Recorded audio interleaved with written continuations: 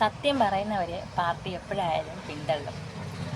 അപ്പോൾ 2016 കൊല്ലപ്പെട്ട ധനരാജ് എന്ന വ്യക്തിക്ക് വേണ്ടി CPM പാർട്ടി 1 കോടിയിലധികം രൂപ ശേഖരിക്കുകയും അതിൽ 46 ലക്ഷത്തോളം രൂപ MLA ഉൾപ്പെടെയുള്ളവർ മുക്കിയെന്ന് പറഞ്ഞിട്ട് CPMൻ്റെ തന്നെ ജില്ലാ കമ്മിറ്റി അംഗം കുഞ്ഞികൃഷ്ണൻ ഒരു വെളിപ്പെടുത്തൽ നടത്തി.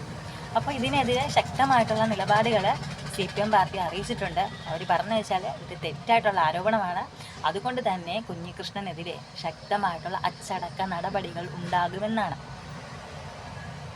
അപ്പോൾ ഇന്നത്തെ കാലത്ത് പാർട്ടിക്ക് ആവശ്യം അഴിമതികൾ ചെയ്യുന്നവരെയും അതുപോലെ തന്നെ സ്വന്തമായിട്ട് നിലപാടുകളില്ലാത്ത വ്യക്തികളെയുമാണ്.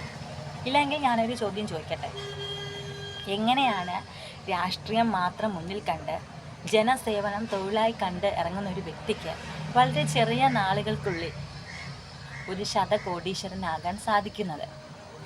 ഒരു രാഷ്ട്രീയ പാർട്ടിയിൽ നിന്ന് നിങ്ങൾക്ക് ഇത്രയധികം വരുമാനമൊക്കെ കിട്ടുന്നുണ്ടോ? ഇത് ഞങ്ങൾ പൊതുജനങ്ങളുടെ ചോദ്യമാണ്. അല്ലെങ്കിലും സ്വർണ്ണക്കൊള്ള അംഗീകരിക്കാൻ അല്ലെങ്കിൽ അതിനെക്കുറിച്ച് പറയാൻ സാധിക്കാത്തവർക്ക് എങ്ങനെയാണ് ഒരു രക്തസാക്ഷിയുടെ പേരിൽ ഉണ്ടാക്കിയ അഴിമതിയുടെ കാര്യങ്ങൾ തുറന്നു പറയാൻ സാധിക്കുന്നത്, അല്ലേ?